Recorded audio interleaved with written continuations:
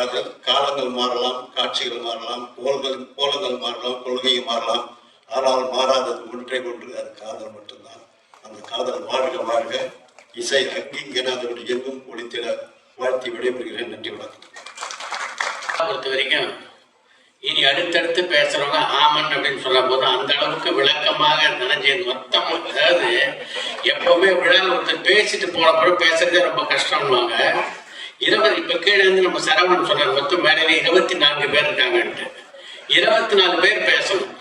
24 பேர் பேசுறதுக்கு ஏதாவது விஷயத்தை விட்டு வைக்கணுமா இல்லையா இருந்தாலும் மொத்தத்தையும் சொல்லிட்டார். இதை மீறி என்ன பேசுறது அடுத்து வர்றவங்க? ஆனாலும் 2-3 விஷயங்களை குறிப்பிட்டு சொல்ல நினைக்கிறேன். 2 விஷயத்துல தனஞ்சயனோட நான் கருத்து வேறுபாடு. ஒண்ணு, பவிஷை பார்த்து சம்பளம் எவ்வளவுன்னா வாங்கிக்கங்கன்னு. இவர் நடப்பு தயாரிப்பாளர் சங்கத்தினுடைய நிர்வாக குழு இருக்காரு. இன்னைக்கு நடிகர்கள் சம்பளம் தான் பெரிய பிரச்சனையா இருக்கு. இவர் பவிஷை பார்த்து எவ்வளவு வேணா சம்பளம் வாங்கிக்காரு. 2வது, நாகதுர்கா கிட்ட வந்து இனிமே யூடியூப் பக்கம் போகாதீங்கன்னா 2யும் நான் ஆட்சேபிக்கிறேன். நான் ஒரு யூடியூப்ல கூட நாகதுர்காவுடைய பாப்புலாரிட்டிக்கு இன்னைக்கு நாகதுர்கா இந்த மேடையில அமர்ந்திருக்கிறதுக்கு காரணம் யூடியூப். அதை வந்து வேணாம் அப்படின்னாரு. நாகதுர்கா அந்த அட்வைஸ் தயவு செய்து கேட்டுக்காதீங்க.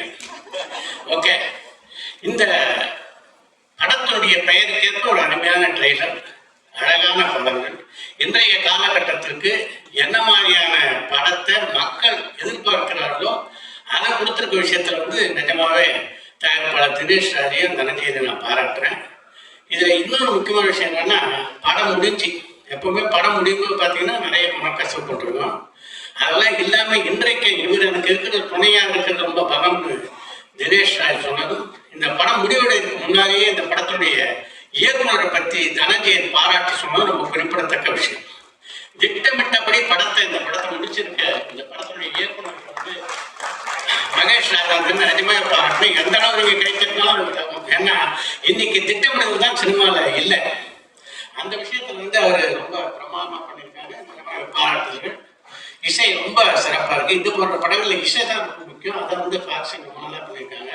அவங்க ஹிந்தி வரைக்கும் போறதுக்கு இந்த பேர் வச்சிருக்காங்க. தமிழோட இருந்து நம்ம ஹிந்திக்கு போனாலும் இங்கிலீஷுக்கு போனாலும் கூட இந்த டைட்டில் யூஸ் ஆகும் அப்படின்ட்டு. பவிஷ் நாராயணுடைய வளர்ச்சி வந்து நிஜமாவே பாராட்டத்தக்க ஒரு வளர்ச்சி. இந்த சினிமா உலகத்துல ஒரு வளர்ச்சி அடையணும்னா அர்ப்பணிப்பும் திறமையும் இருக்கணும். அது அந்த பையன்கிட்ட இருக்கிறதுனால தான் இந்த அளவு வளர்ச்சி அடைஞ்சிருக்காரு. தனுஷனுடைய சகோதரி மகன் என்பதாலோ, கஸ்தூராவுடைய பேரன் அப்படின்றதுனாலோ அவருக்கு இந்த வாய்ப்பு கிடைக்கல. இன்றைக்கு தொடர்ந்து ஒரு வாய்ப்பு கிடைத்துக் கொண்டிருக்கிறதுனால அதுக்கு முக்கியமான காரணம் அந்த பையனுடைய திறமை. இந்த திறமையை வளர்த்துக்கிறது ரொம்ப முக்கியம் பவிஷ். அதே மாதிரி இன்றைக்கு பார்க்கும்போது அவர் வந்து இன்றைக்குள்ள சினிமா கலைஞர்கள் எப்பவுமே பார்த்தீங்கன்னா 2 படம் நடிச்சு முடிச்ச உடனே அவங்கள பாதி பேரை பிடிக்க முடியுது. அப்படி ஒரு கனம் எங்கேருந்தோ வந்து ஒரு தள்ளை ஆயிடுது. அந்த கனம் கொஞ்சம் கூட ஏறாம வந்து இந்த பையனை பார்த்துருக்க முக்கியம். இன்றைக்கு அவர் அப்படிதான் இருக்காரு, அவரும் சந்தேகம் இல்லை. அந்த இன்றைக்கு இருக்கின்ற இதே நிலையில வந்து தொடர்ந்து பழக இந்த தன்மையை வச்சுக்கணும்னு நினைக்கிறேன்.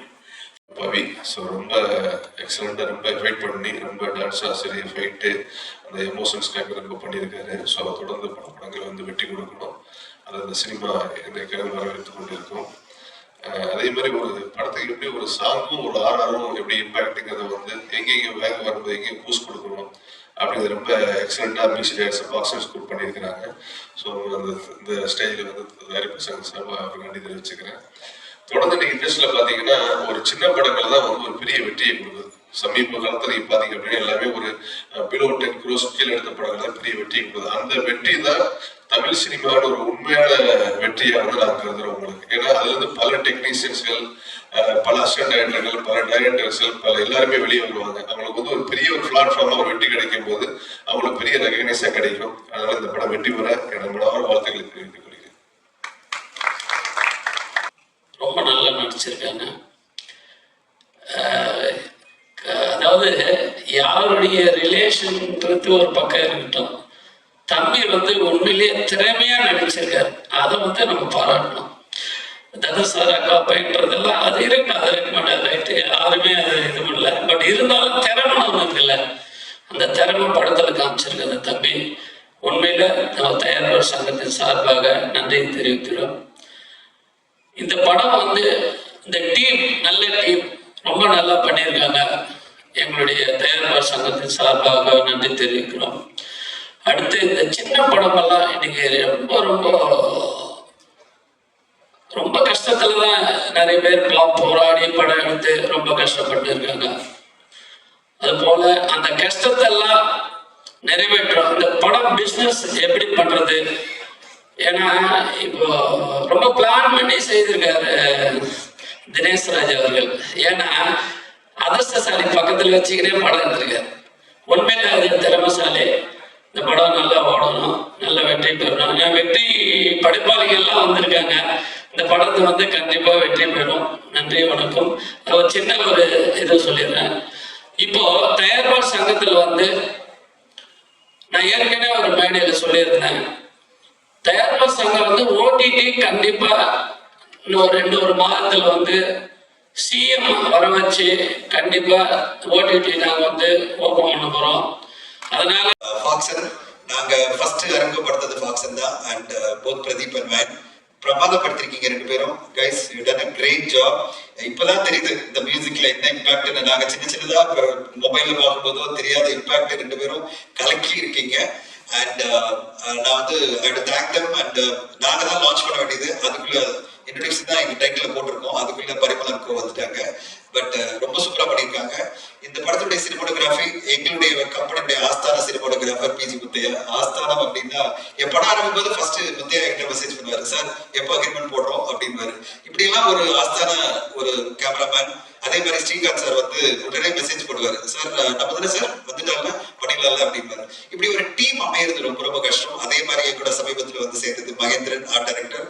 அவரும் வந்து இந்த 3 பேருமே எல்லா படத்துலயும் என் கூட டிராவல் பண்ணிட்டு இருக்காங்க. அடுத்ததான் நாங்க பண்ற ரீமேட்ச், அடுத்ததா ஒரு படம் அப்படின்னு எல்லா படங்களையும் பாத்தீங்கன்னா இந்த டீம் வந்து கூடவே இருந்து ஒரு பெரிய விஷயம் என்னன்னா கம்ப்ளீட்டா நம்மள தெரிஞ்சுக்கிறாங்க. நம்மளுடைய பிரச்சனைகள் என்ன, எந்த பட்ஜெட், எதுக்குள்ள எடுக்கணும், எத்தனை நாளுக்குள்ள எடுக்கணுன்றதுக்கு இவங்க எல்லாம் உறுதுணையா இருக்கும்போது தான் சிம்பிளா நம்மளால ஒரு படம் எடுக்க முடியும். இந்த படைப்பு இவ்வளவு ஒரு யூத்ஃபுல்லா, கலர்ஃபுல்லா, எனர்ஜெட்டிக்கா எல்லாம் வந்திருக்குன்னா அதுக்கு ஒரே காரணம் மகேஷ் ராஜேந்திரன் தான். எல்லாரும் சார்பில் ஒரு பெரிய கிளாப் கொடுக்கணும்.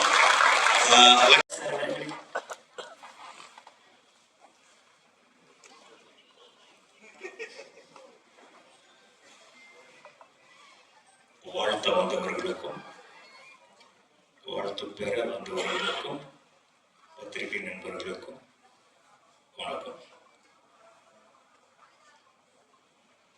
முதல்ல கடவுளுக்கு நன்றி. யார் அந்த கடவுள்? இந்த முன்னாடி உட்கார்ந்திருக்கிற விஜயலட்சுமி தான் எங்க கடவுள். அவங்க கிட்ட இருந்து வந்ததுதான் இவ்வளவு. நான் வந்து பாட்டு ரொம்ப நல்லா இருக்கு. இந்த ட்ரெய்லர் மாதிரி ஒன்று போட்டாங்க, அது ரொம்ப நல்லா இருக்கு. இதோட ஒரு வெற்றிக்கு வேற ஒன்றும் தேவையில்லை. லவ் ஓ லவ், லவ் ஓ லவ். இதை எத்தனை தடவை சொன்னாலும் இணைக்குது. யாருக்கு தான் இணைக்காது லவ் ஓ லவ்னா? இப்படி ஒரு டைட்டில் வச்சதுல இருந்தே அந்த டைரக்டர் வெற்றி அடைஞ்சிட்டார். இதுல வந்து செல்வராகவன் நடிச்சிருக்காரு. இன்னைக்கு இவருங்க வரணும்னு ரொம்ப போராடினாரு. கடுமையான காய்ச்சல் அவருக்கு. பல தடவை அவங்க அம்மா கிட்ட சொல்லி, அம்மா வர முடியல, அம்மா வர முடியல, பவிஷோட அம்மாவுக்கு ரொம்ப ஆதங்கம், அண்ணன் வரணும் அப்படின்ட்டு. அவர் உண்மையிலே வர முடியல. அதற்காக நான் மன்னிப்பு கேட்டுக்கிறேன். தனுஷ் வந்து தனுஷுடைய மோல்டு தான் அவரு. பவிஷ்ங்கிறவர் தனுஷுடைய மோல்டு. அவர் தான் உருவாக்கினார், அவர் எல்லாம் பண்ணார். அவரை நான் அறிமுகப்படுத்தினேன். அந்த படம் ஓடிடுச்சு. அடுத்த படமும் நான் ஒரு படம் எடுத்தேன், ட்ரீம்ஸ் ஒரு படம். ஏன்னா அறிமுகப்படுத்துறது மட்டுமோ, வாய்ப்பு கிடைக்கிறது மட்டுமோ சினிமா அல்ல. சினிமாவில் நிலைக்க முடியாது. தன்னைத்தானே வளர்த்துக்கணும். தனுஷ் வந்து அன்னைக்கு ஒரு நாள் நான் என்ன சொன்னேன், அந்த படம் முடிஞ்சிருச்சு. ஒரே அட்வைஸ் தான், தம்பி உன் டைரக்டரோ ப்ரொடியூசரோ ஷார்ட் எடுக்கிறாங்களோ இல்லையோ, அவங்க வர சொல்ற நேரத்துக்கு நீ போயிடும். அதை இன்னைக்கு வரைக்கும் அவர் ஃபாலோ பண்றாரு. நான் அந்த படத்துல ஏவிஎம் ஒரு இடத்துல சன்ரைஸ் ஷார்ட் எடுக்க வேண்டியதாக இருந்தது. அப்பா நீ வந்துடுவியா அப்படின்னு. வந்துடுவேன் அப்படின்னாரு. வீட்டுக்கு போனோடனே அந்த ப்ரோக்ராம் மாறிடுச்சு. ஒரு 10-11 மணிக்கு மாறிடுச்சு. நான் ப்ரொடக்ஷன்ல சொல்லி எல்லாருக்கும் சொல்லியிருந்தேன்னு சொல்லிட்டேன். காலையில வீட்டுல எழுந்து பார்த்தாக்க குழந்தைய காணும், பவிஷ காணும். என்னடா அப்பா இங்க காலையில 5 மணிக்கு வர சொன்னாருன்ட்டு இங்க கேரளத்திலேயே படுத்துட்டு ஏபிஎம்ல இருந்துட்டான். அதுதான் தனுஷ்.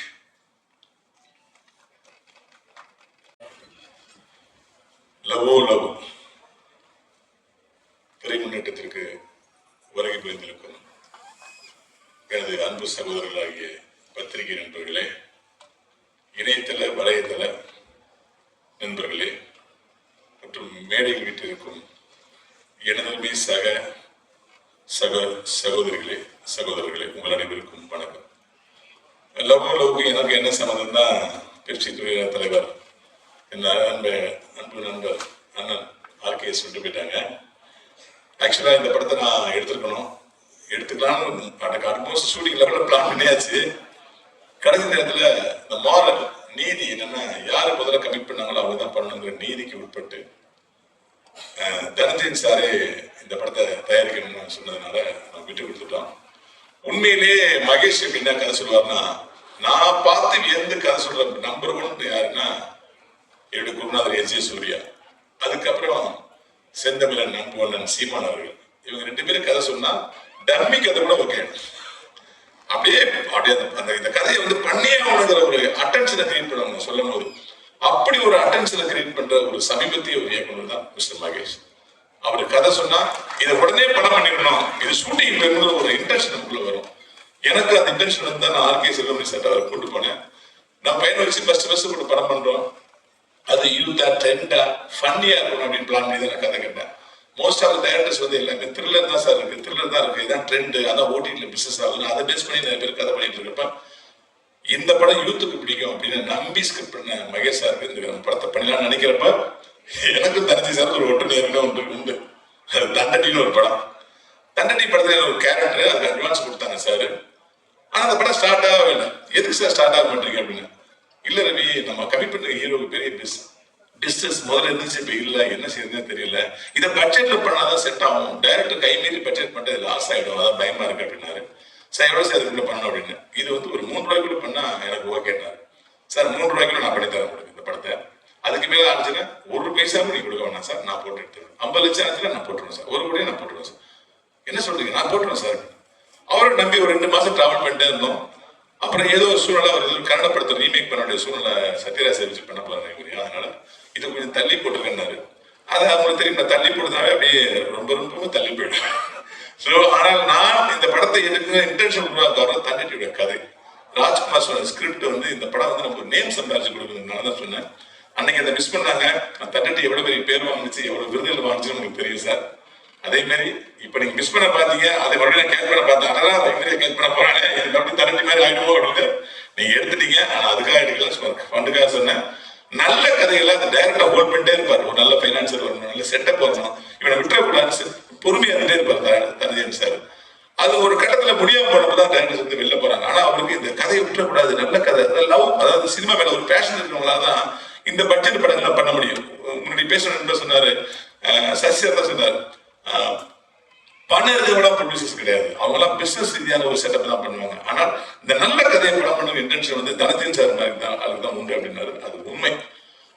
கஸ்தூர்ராஜா சொன்னார் இல்லைங்களா, கஸ்தூர்ராஜா வந்து 40 வருஷமா டைரக்ட் பண்ணி கஸ்தூர்ராஜாங்கிற பேர் அவர் நிலைநிறுத்த 40 வருஷம் ஆச்சு. ஆனா பிபில நடிச்சோடனே யூசுஃப்ங்கிற பேர் தான் நடந்தது. அது மாதிரி நான் தான் ரோஜா இன்ட்ரோடியூஸ் பண்ணுங்கிற நிலவை போயிட்டு இப்ப ரோஜாவே ராஜா நடிகர்களுக்கு அதுதான் வந்து குள்ளமணியா இருந்தாலும் அவங்களுக்கு இருக்கிற இமேஜ் இருக்கு இல்லையா, அது நடிகர்களுக்கு உண்டான. இந்த லவ் திரைப்படத்தை இசை வெளியீட்டுக்கு வேலை தந்துள்ள பத்திரிகையாளர்கள், மேடையில் வந்திருக்கின்ற தமிழ் திரைப்பட தயாரிப்பு சங்க செயலாளர் கதிரேசன், துணைத்தலைவர் கமலக்கண்ணன், அதுபோன்ற வாட்சி சென்ற சிவாசா, லலித் மாஸ்டர், இந்த திரைப்படத்தில் பணியாற்றுகின்ற அனைத்து தொழில்நுட்ப கலைஞர்கள், இயக்குனர் உட்பட நம்முடைய என்னுடைய நண்பர்கள், சகோதரர் உதயகுமார், சசி, தாத்தா கஸ்தூர்ராஜா அனைவருக்கும் என்னுடைய வாழ்த்துக்கள். ஏன்னா நான் இது ஏன் சொல்றேன்னா, நான் வந்து அந்த கேசட் ரிலீஸ் பண்ணும்போது தாத்தா கூப்பிடுன்னு வந்து பவிஷ் சொன்னார். தாத்தாங்கிறது கஸ்தூர்ராஜா விரும்ப மாட்டான்னு நினைச்சிட்டு இப்போ தாத்தா கொடுப்பா அது சொல்லாதான் நினைச்சேன். ஆனால் கஸ்தூர்ராஜா மேடையிலேயே நான் தாத்தா தான் பேரனை பக்கத்தில் நிற்க வச்சுட்டது, அதனால தான் உங்களை தாத்தா வருத்தப்படாதே கஸ்தூர்ராஜா. ஏன்னா கஸ்தூர்ராஜா சார் வந்து உங்களுடைய நெருங்கிய நண்பர். அவருடைய வெற்றி தோல்வி அது எல்லாத்தையும் கடந்து வந்த பாதைகள் நாங்களும் இணைந்து பயணிச்சிருக்கோம். உண்மையே வந்து ஒரு சாதனை. தான் இயக்குனராகி தன் மகனை இயக்குனராக்கி மகனை ஹீரோவாக்கி பேரனை வந்து கொண்டு வந்துட்டோம்னா அது உண்மையிலே அது ஒரு வரப்பிரசாதம். ஆனால் அவருக்கு அவரோட டெக்னிக் தெரிஞ்சிச்சு. கடவுள்னு சொல்லிட்டு என்ன திருவிழான்னு பண்ணிக்கலாம்.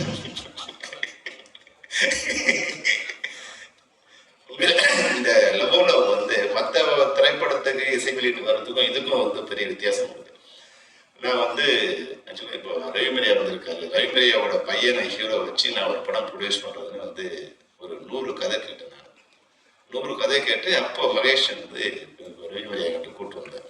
இந்த கதை கேட்ட உடனே எனக்கு ரொம்ப 100 கதையில் இந்த கதை பெஸ்ட்டாக எனக்கு தோணுச்சு.